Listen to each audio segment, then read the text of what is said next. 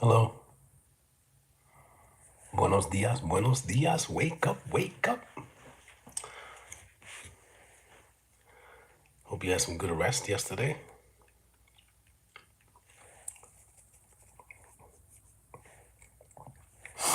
I'm going to wait till the 2-minute mark. I usually like to do that so I can get at least another person. At least. It is very, very cold. We have a freeze warning. Oops. And I woke up to frost on my car. Let me show you. See if you can see it. I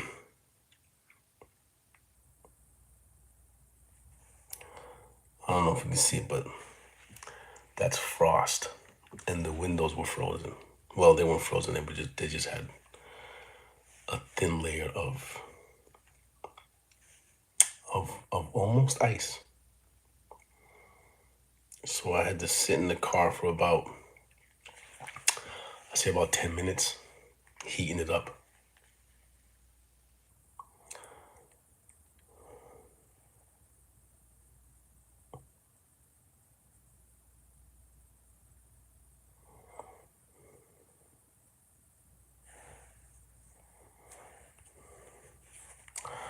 All right, there we go. Buenos dias, buenos dias. Wake up, wake up. Omni Cosmic, love your soul, not your role, where we listen twice and speak once. We are going to read Ruth, which is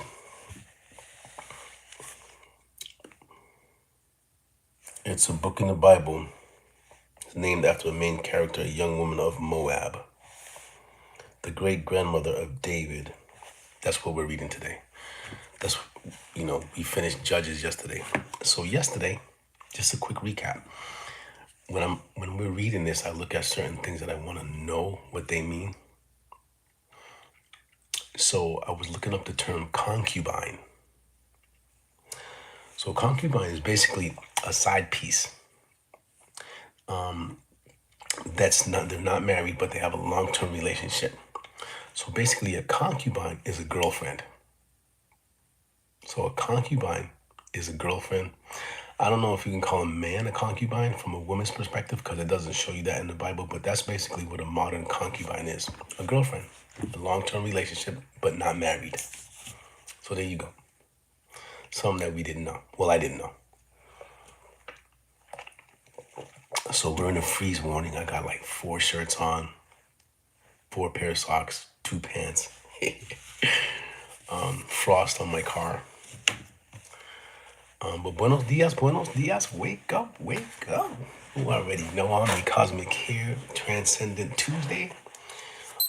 I changed that, I keep on doing that. I changed that term from Transformational Tuesday because Transcendent is so much more spiritual in term. So that's why I changed the name of the week. Okay, so we're gonna go ahead and we're gonna start because it's a weekday. I work on the weekdays, so I gotta get to getting. If you understand what I'm saying. So let's do a breathing real quick. Pick up your back, pick up your chin, and breathe 3 times. That's it.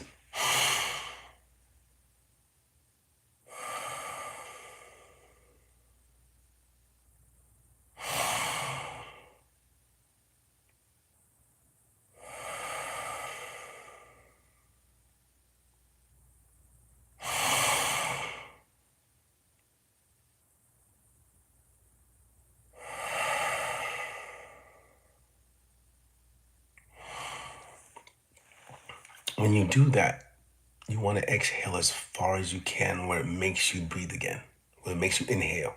So push as much air out as you can. You can use certain terms, inhale positivity, exhale negativity, so on and so forth. But we're just doing the physical breathing. Open up the lungs and give us a little bit of energy. Cool? Cool. All right. So here's a Transcendent Tuesday affirmation. So this is a perfect day to shift your perspective and lean into the growth you've been working toward. Here's a powerful affirmation to set your tone for the day.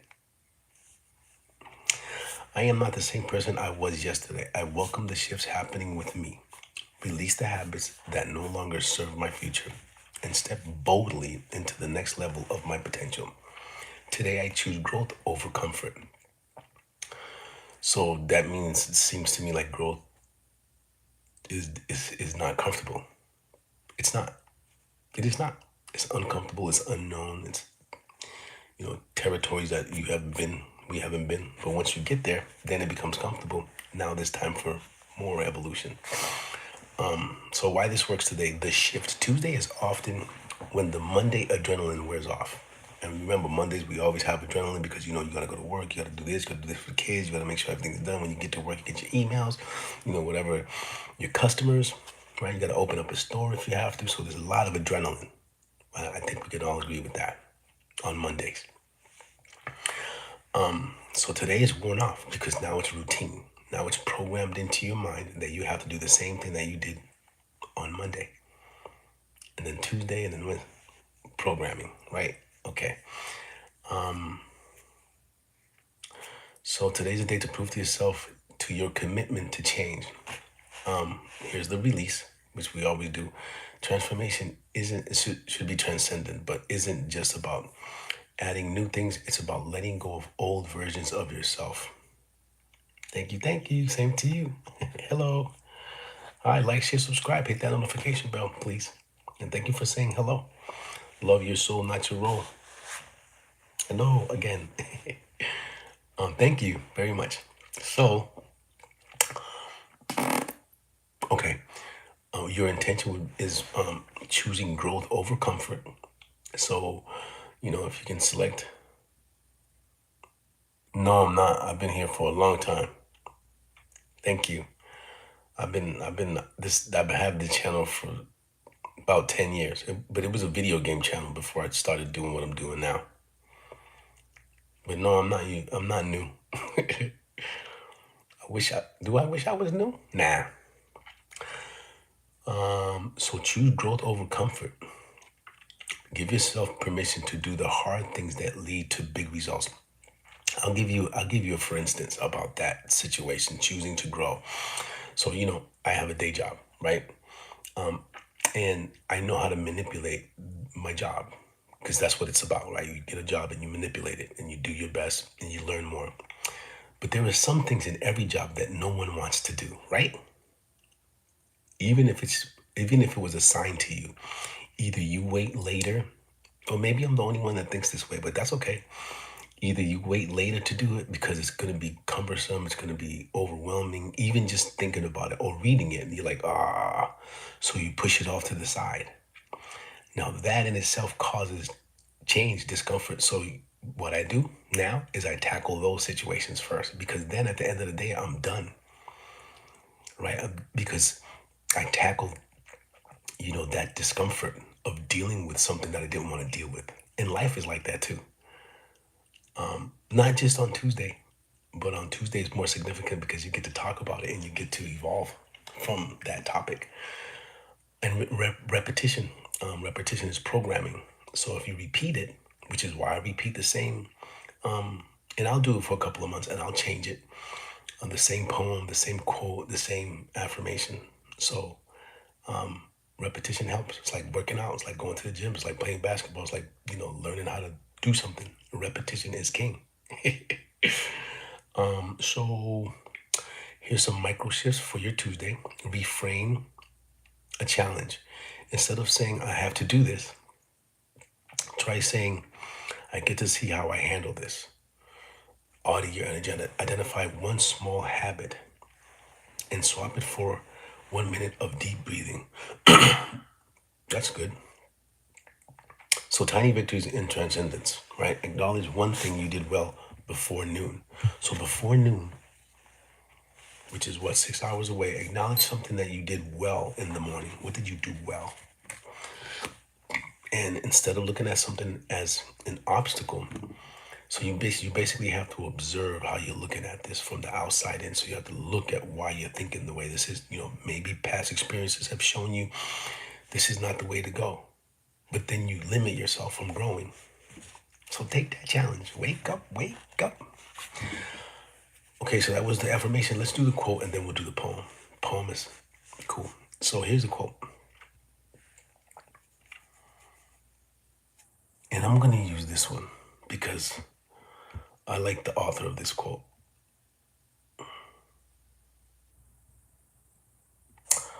The only way to make sense out of change is to plunge into it, move with it, and join the dance. That's Alan Watts. And if you don't know who that is, go check him out. He's a philosopher. Awesome concepts of thought, emotion, and social behavior. Like the guy is pretty cool. I listen to a lot of his stuff. I haven't read his books yet, but I plan to. So this is for momentum. You don't have to see the whole staircase. Just take the first step. Today's a perfect day to change the trajectory of your week. So you don't have to see the whole staircase, but you know that it's there. And you know the goal to that staircase is to get to the top of the staircase, but you got to step on the first staircase to get there. Muster up some transcendence, some energy to get on that first step and keep it moving. Listen, everything I'm saying to myself, right? I'm not a psychologist. I'm not a sociologist. I'm not a coach. I'm not a life coach. I'm not a relationship manager. I'm not none of that. I'm just a man sharing my ideas, the things I learned in life, reading the Bible. I'm just a regular dude. Love your soul, not your roast. That's my intent. And to keep something, you must give it away. That's what I've learned. To be able to really cherish what you've built or what you cherish is to give it away. Give it away to someone. Anything, whether it be a word, whether it be something that you cherish your whole entire life, the life of that thing, that entity, that stuff will only continue to be a part of something greater than you if you give it away. That's what I honestly believe. Honestly. So, listen, it's very cold. I can't get over how cold it is. I'm about to put a blanket on. Let's see. Okay, so again, micro goals. Today is a goal where you look at something that you did well, or that you accomplished, or that you were able to think about before 12 o'clock. I'm going to write that down. So I'm going to say something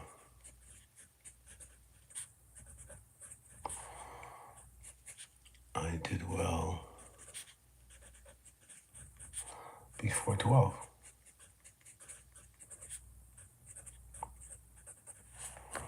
I write everything down.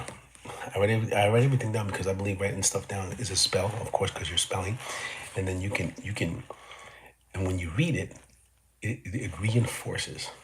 Only with spelling, right? Like a teaching mechanism. It's what they use in the school systems. So that's it. Now here we go. I'm not gonna say this is the best part. I'm gonna say this is definitely, for me, a good starter from everything that I'm doing now. It's like has to be part of my daily routine in the morning is reading a poem. I have a book of poems that I wrote myself. It's not a book, it's a bunch of pieces of papers put together with limericks. That's what I call them. It's what I learned that they were. Some of them are in Spanish. Probably don't make the sense. Doesn't make sense to people who are really from like Spanish countries, but I tried. Maybe I'll read some of them. And then with my previous frame of mind, a long time ago, I was probably in my maybe I was in my 20s, early 30s. So you're talking about like a long time ago. So here is today's Transcendence Tuesday. Is the title is the midweek metamorphosis.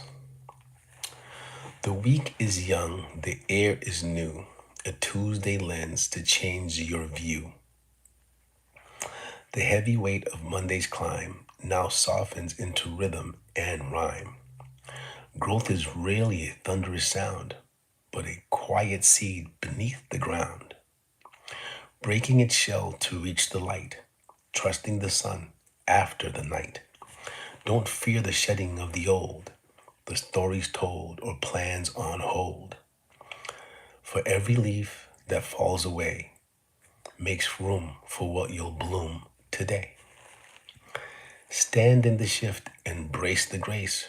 Run your own race at your own pace. Transcendence is a choice you make in every breath and step you take. That was nice, right? I like it.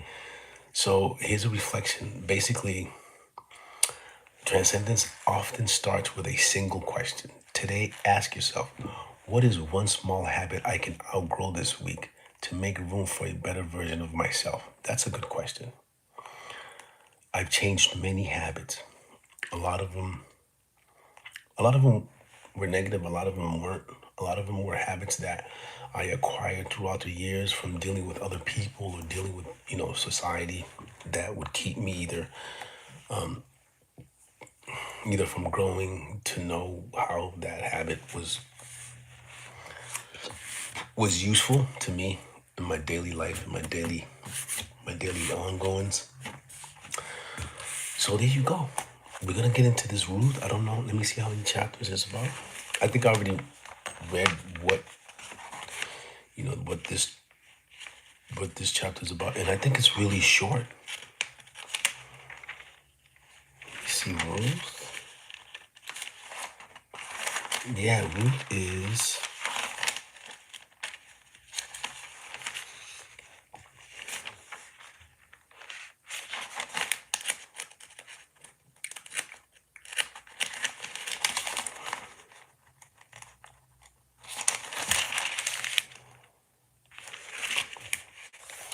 Ruth is 4 chapters, so that's really short. So the author is unknown. Audience: God's chosen people, the Israelites. Date: Ruth lived during the time of the Judges, which was the previous book. Was written sometime after David became king in about 1010 BC. Ruth is a Moabite. She proves to be a model of faithfulness in Israel during Judges. So this is who they depict her to be. So let's get it cracking. I'm going to open up the U version online app that I use for reading these scriptures, as they're called. And so there it is, right there.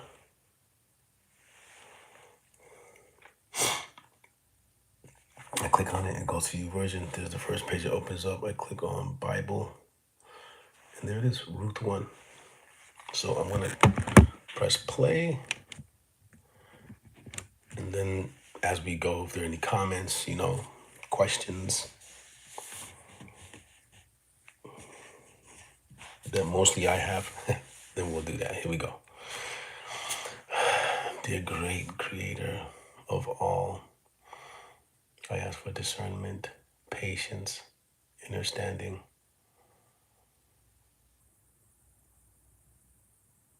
of this scripture we're about to read, Ruth. Here we go.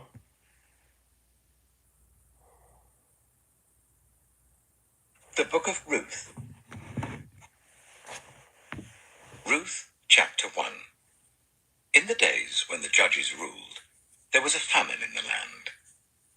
So a man from Bethlehem in Judah, together with his wife and 2 sons, went to live for a while in the country of Moab. The man's name was Elimelech. His wife's name was Naomi. And the names of his 2 sons were Mahlon and Chilion. So here's one of the reasons why I like to read this, because it shows you the map. See the map right there? So here's Moab. And if you know what this is, then you can probably see or find Moab. So this is where they are, according to what I know to be the Dead Sea. And you can look up the Dead Sea on the phone, on your phone, on your computer, and see the geographical area where they were located. They were Ephrathites from Bethlehem, Judah, and they went to Moab and lived there. Now Elimelech, Naomi's husband, died, and she was left with her 2 sons. They married Moabite women, one named Orpah and the other Ruth. After they lived there about 10 years, both Mahlon and Kilian also died, and Naomi was left without her 2 sons and her husband. When Naomi heard in Moab that the Lord had come to the aid of his people by providing food for them, she and her daughters-in-law prepared to return home from there. With her 2 daughters-in-law, she left the place where she had been living and set out on the road that would take them back to the land of Judah. Then Naomi said to her 2 daughters-in-law, "Go back, each of you, to your mother's home. May the Lord show you kindness as you have shown kindness to your dead husbands and to me. May the Lord grant that each of you will find rest in the home of another husband." Then she kissed them goodbye, and they wept aloud and said to her, "We will go back with you to your people." But Naomi said, "Return home, my daughters. Why would you come with me? Am I going to have any more sons who could become your husbands? Return home, my daughters. I am too old to have another husband." Okay, hold on.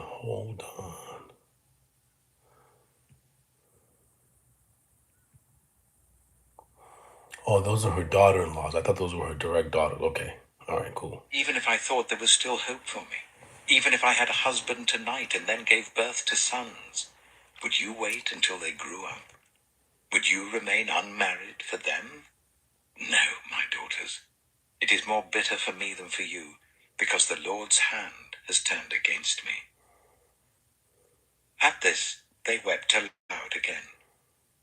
Then Orpah kissed her mother-in-law goodbye, but Ruth clung to her. "Look," said Naomi, "your sister-in-law is going back to her people and her gods. Go back with her." But Ruth replied, "Don't urge me to leave you or to turn back from you. Where you go, I will go, and where you stay, I will stay. Your people will be my people, and your God, my God. Where you die, I will die, and there I will be buried. May the Lord deal with me, be it ever so severely, if even death separates you and me." When Naomi realized that Ruth was determined to go with her, she stopped urging her. So the 2 women went on until they came to Bethlehem. I just want to point out the reason for reading this. If you're going to church, like if you're a church God-fearing person, this information is misused by a lot of folks who read it, by a lot of folks who study it, and who want to make money off other people. So remember when she said, I can't have any more sons to make them your husbands. So reading it and listening to it, I thought, wait a minute, are these her daughters? But they're not, they're her daughter-in-laws. Now, knowing that difference, and somebody would say to you, read this verse, because that's all they do. They take you to a particular chapter and a particular verse, and then they just dissect it in a way to manipulate you, to make you feel bad about yourself, so that you can give praise, so you can give homage, so that you can go out and tell somebody else the same thing that doesn't make any sense to anybody who's using their own mind. But I thought I thought that those daughters were her daughters, but they're not. They're her daughter-in-laws. And then she said, I can't make any more children to make husbands for you.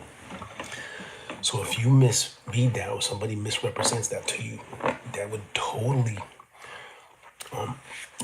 confuse you. So this is why you need to read this, because it's being used as a tool to manipulate everybody and almost millions and millions of people. And people are born into this, and they keep on doing it over and over and over again, and to no avail. Nothing happens, nothing that they say. And if it seems to be something that is occurring, it's not natural.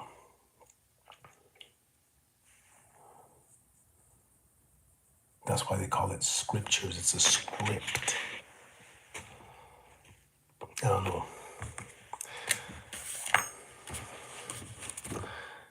I'm gonna do this.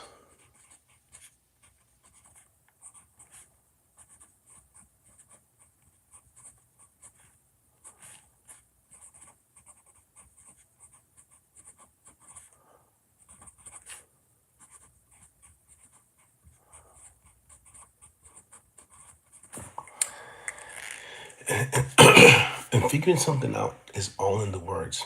You have to be able to know how to listen to a word, and then, I mean, other than learning how to read and they teach you, you have to learn, be able to comprehend the information that you're reading.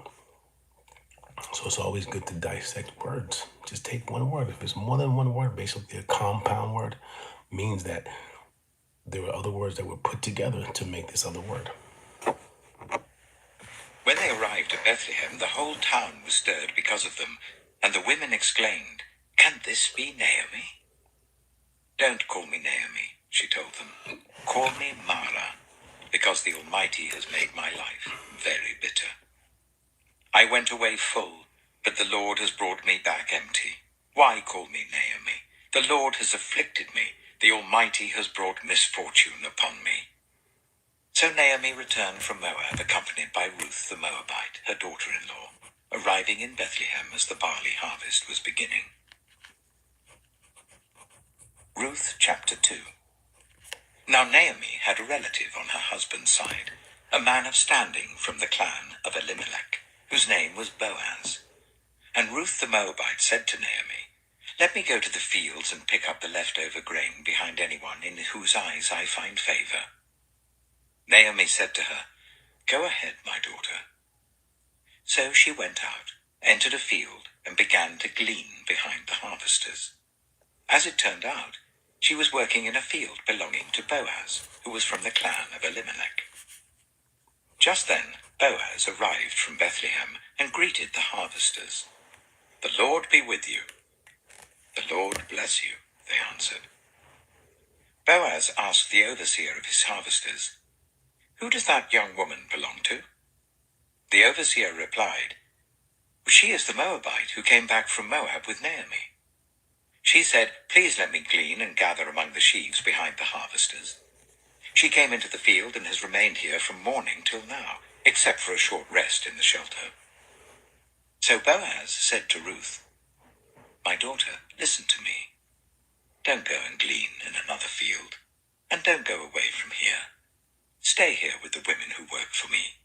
Watch the field where the men are harvesting, and follow along after the women. I have told the men not to lay a hand on you, and whenever you are thirsty, go and get a drink from the water jars the men have filled." At this, she bowed down with her face to the ground. She asked him, "Why have I found such..." Pause.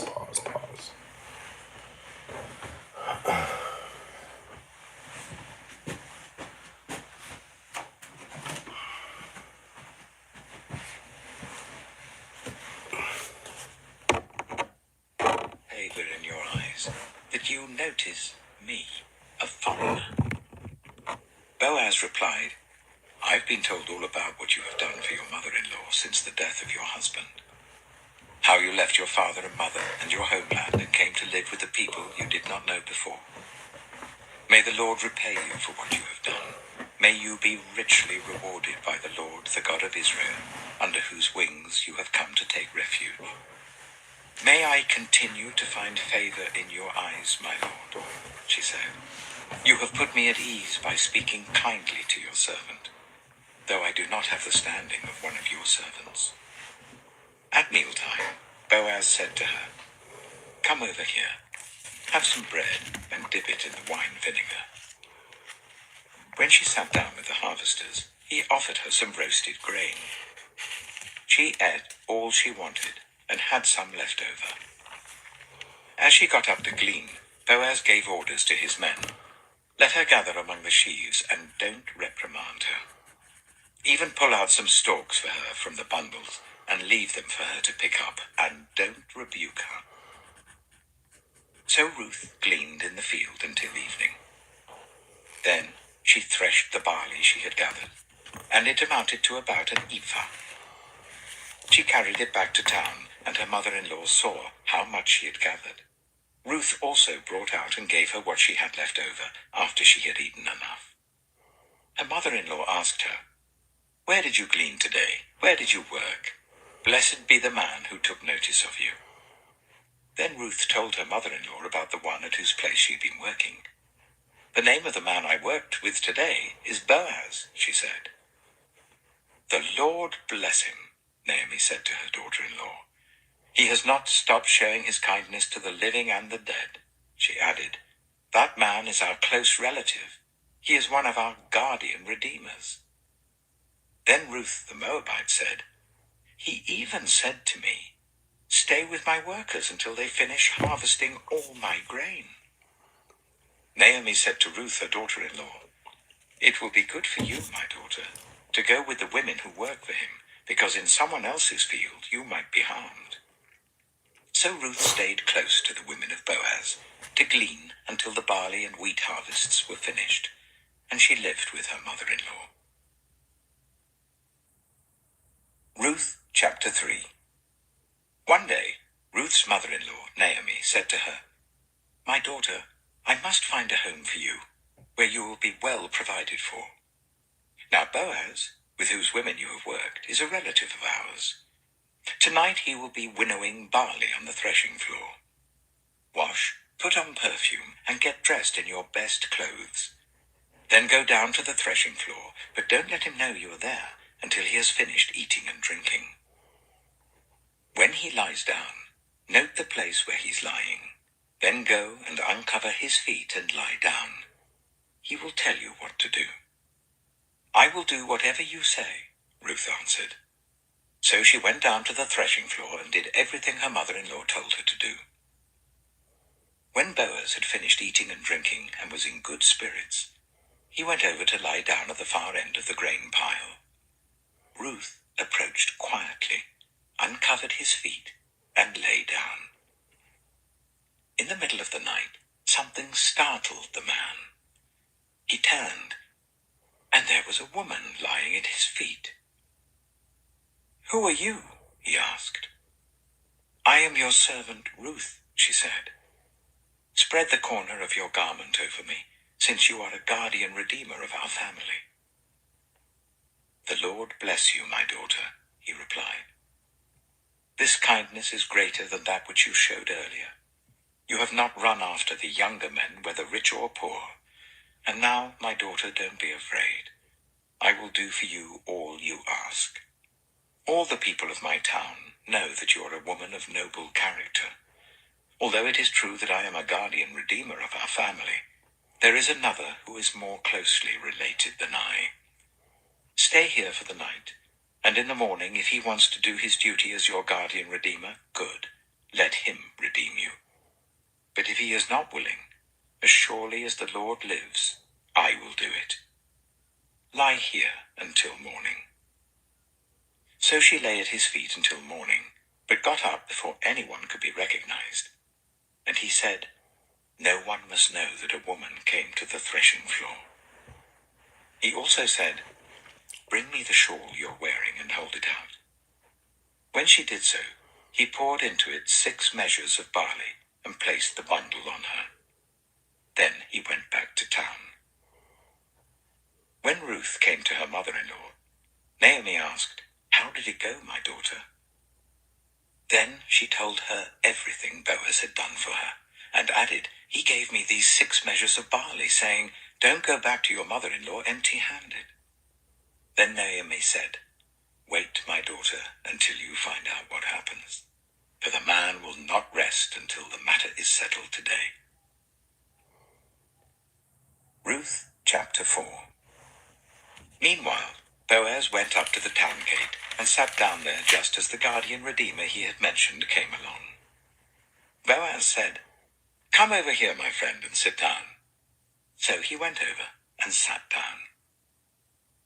Boaz took 10 of the elders of the town and said, sit here, and they did so. Then he said to the guardian redeemer, Naomi, who has come back from Moab, is selling the piece of land that belonged to our relative Elimelech. I thought I should bring the matter to your attention and suggest that you buy it in the presence of these seated here and in the presence of the elders of my people. If you will redeem it, do so. But if you will not, tell me, so I will know. For no one has the right to do it except you, and I am next in line. I will redeem it, he said. Then Boaz said, On the day you buy the land from Naomi, you also acquire Ruth the Moabite, the dead man's widow, in order to maintain the name of the dead with his property." At this, the guardian redeemer said, "Then I cannot redeem it, because I might endanger my own estate. You redeem it yourself. I cannot do it." Now, in earlier times in Israel, for the redemption and transfer of property to become final, one party took off his sandal and gave it to the other. This was the method of legalizing transactions in Israel. So the guardian redeemer said to Boaz, "Buy it yourself." And he removed his sandal. Then Boaz announced to the elders and all the people, "Today you are witnesses that I have bought from Naomi all the property of Elimelech, Kilion, and Mahlon. I have also acquired Ruth the Moabite, Mahlon's widow, as my wife, in order to maintain the name of the dead with his property, so that his name will not disappear from among his family or from his hometown. Today you are witnesses." Then the elders and all the people at the gate said, "We are witnesses. May the Lord make the woman who is coming into your home like Rachel and Leah, who together built up the family of Israel. May you have standing in Ephrathah and be famous in Bethlehem. Through the offspring the Lord gives you by this woman, may your family be like that of Perez, whom Tamar bore to Judah." So Boaz took Ruth, and she became his wife. When he made love to her, the Lord enabled her to conceive, and she gave birth to a son. The women said to Naomi, "Praise be to the Lord, who this day has not left you without a guardian redeemer. May he become famous throughout Israel. He will renew your life and sustain you in your old age. For your daughter-in-law, who loves you and who is better to you than 7 sons, has given him birth." Then Naomi took the child in her arms and cared for him. The women living there said, "Naomi has a son." And they named him Obed. He was the father of Jesse, the father of David. This, then, is the family line of Perez. Perez was the father of The title of that is The Genealogy of David. Hezron, the father of Ram. Ram, the father of Amminadab. Amminadab, the father of Nahshon. Nahshon, the father of Salmon. Salmon, the father of Boaz. Boaz, the father of Obed. Obed, the father of Jesse. And Jesse, the father of David. I think that's the shortest book that I've read so far in the NIV. So let's go over real quick what this book explains, what this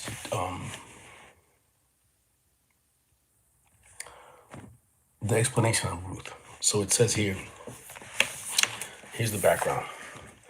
The story is set in the time of the Judges, a time characterized in the book of Judges as a period of religious and moral degeneracy, which Judges shows a lot of that.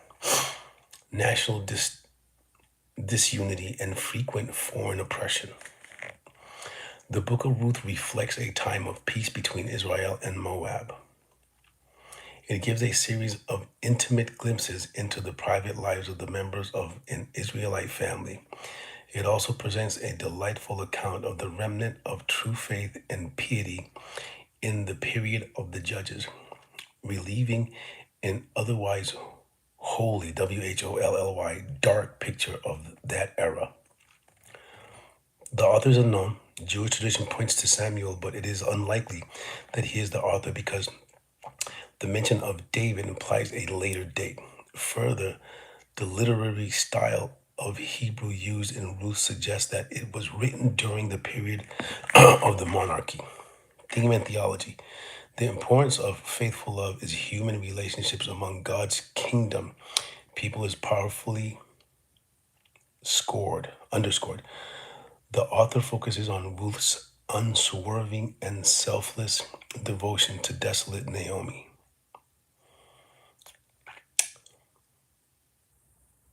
And on these 2 widows, Boaz on Boaz's kindness to these two widows. He thus presents striking examples of lives that embody in their daily affairs the self-giving love that fulfills God's law. So that's what the book of Ruth is about. To show that in the time of all that judges stuff, which we just finished reading, there was life, there was peace, there was love, there was sacrifice in terms of, people giving themselves to other people so that they all can be happy and they can get along and they can do things together. Great. And it was the shortest book. So Judges was 21 chapters. 21 chapters of mayhem, chaos, craziness, out of control. 21. Let's see if it's 21. 21 chapters. The peacefulness and family of the Israelites was 4 chapters. Possibly the shortest book that I've read, but I'm going to find that out. So she mentioned not to call her Noemi, to call her Mara. So all I want to do real quick is look up the meaning of Noemi. Real quick.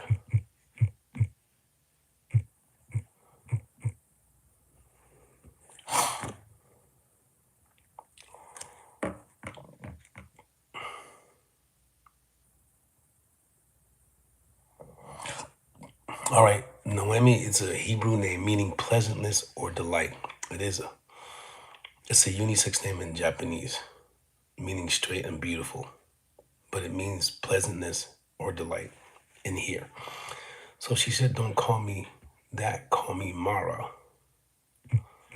Let's see what Mara means.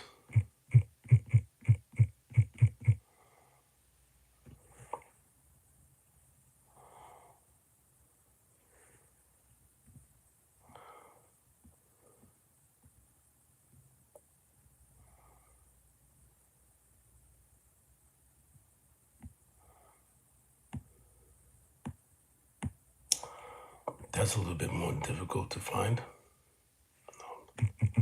Now I know why.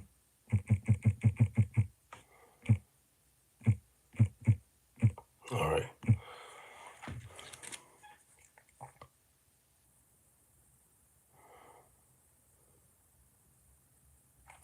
So Mara, one of the meanings is the principle of ruling evil spirit.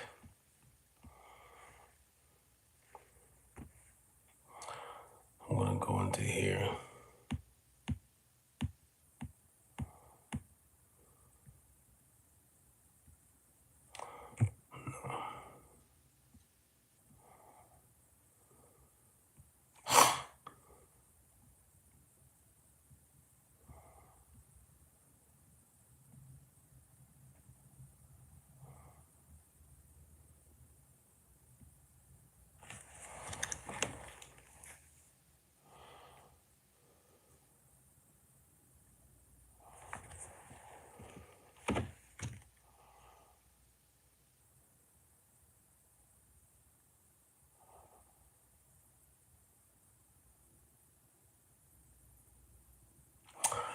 So here's an explanation that I found. So Naomi, remember she said, "Don't call me Naomi, call me Mara." Now it says, this is the nature of the name. It means strength. So the biblical Naomi, mother-in-law of Ruth, claimed the name Mara as an expression of grief after the deaths of her husband and sons. It also means lady in Aramaic because Mar means Lord. And it is a little bit, this is the kind of stuff that if you don't read and go into it, you're going to take everything literal. This is basically telling you what the spiritual sense of this book means for Naomi, Ruth, Mara, and Boaz. Now we can look at Boaz. I'm not doing all that. If you want, go ahead and look it up. There's another word that I found interesting is glean. When she said, "Let me glean behind them," is that what she said? I want to see. I think it means work, but I want to see really what it means. This is fun. I love doing research. I really do. Sometimes I fall short, but I always ask questions. I mean, and I'm not perfect. So glean, Glean. This is how you say it. Glean. Glean. To gather grain left behind by reapers. To gather grain left behind by reapers. Now you got to go in to see what in the world is a reaper. I think I know what it is. A reaper. I think that's the person that does and it takes the skith or whatever, and they do that.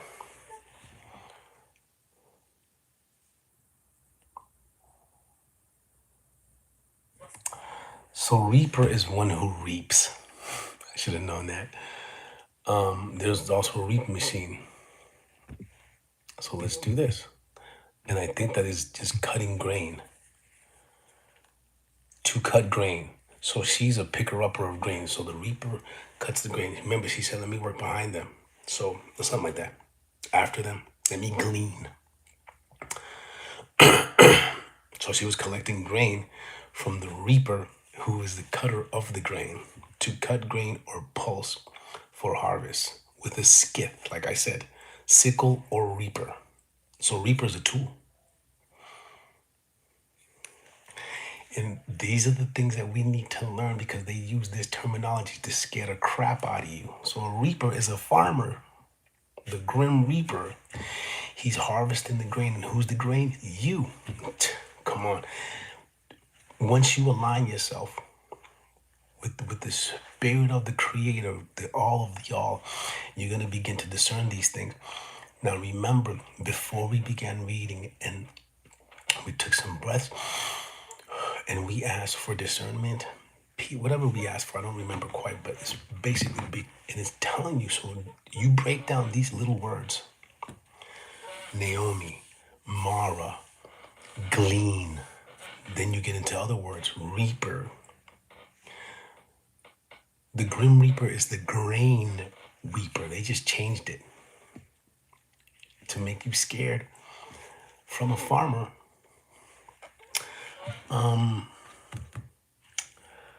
So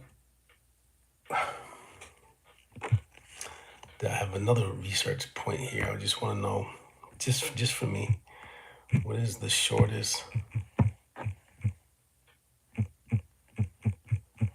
book in NIV?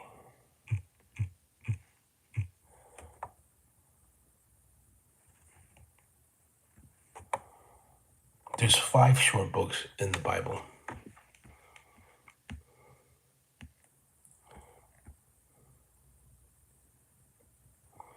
The book of John is only 3. And it doesn't even mention Ruth. It says 3rd John, 2nd John, Philemon, Obadiah, and Jude. It doesn't even mention Ruth.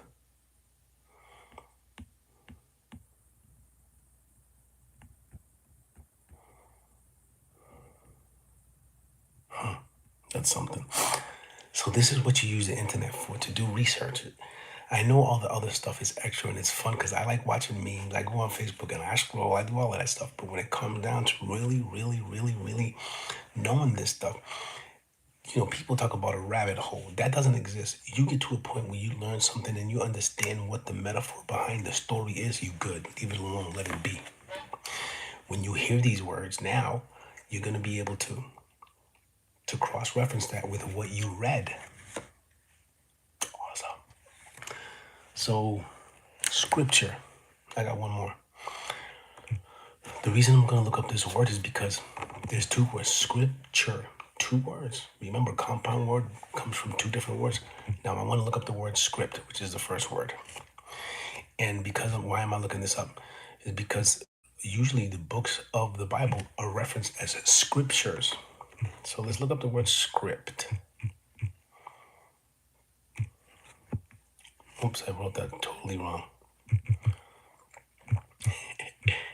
Oh, script.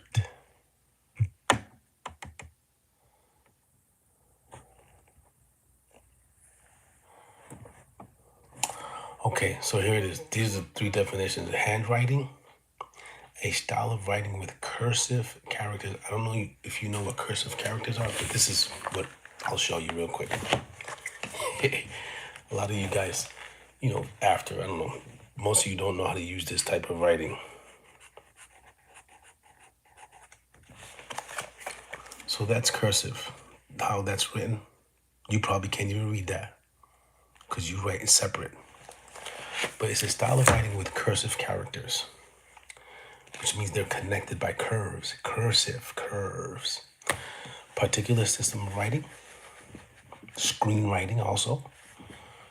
That's come from the American Heritage Dictionary. Let's look at this. Something written, text, script, an original or principal instrument or document, manuscript, a style of printed letters. So scripture, let's look up scripture. Probably the action. The books of the Bible often used in plural. A passage from the Bible, a body of writings considered sacred or authoritative.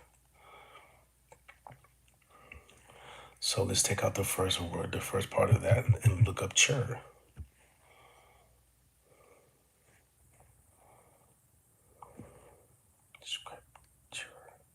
Script.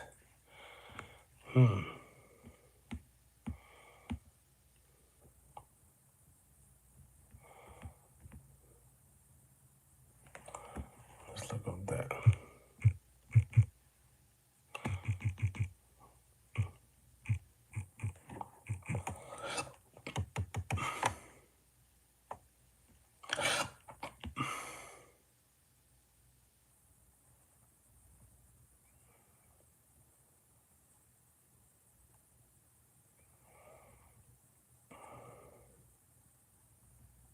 It's a suffix in the word, right?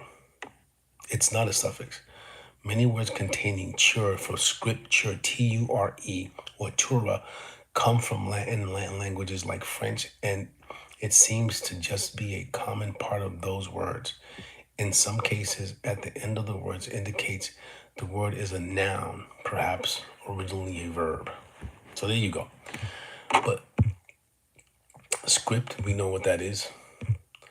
So when they say scripture, it's just a writing, but they label it as sacred books in the Bible.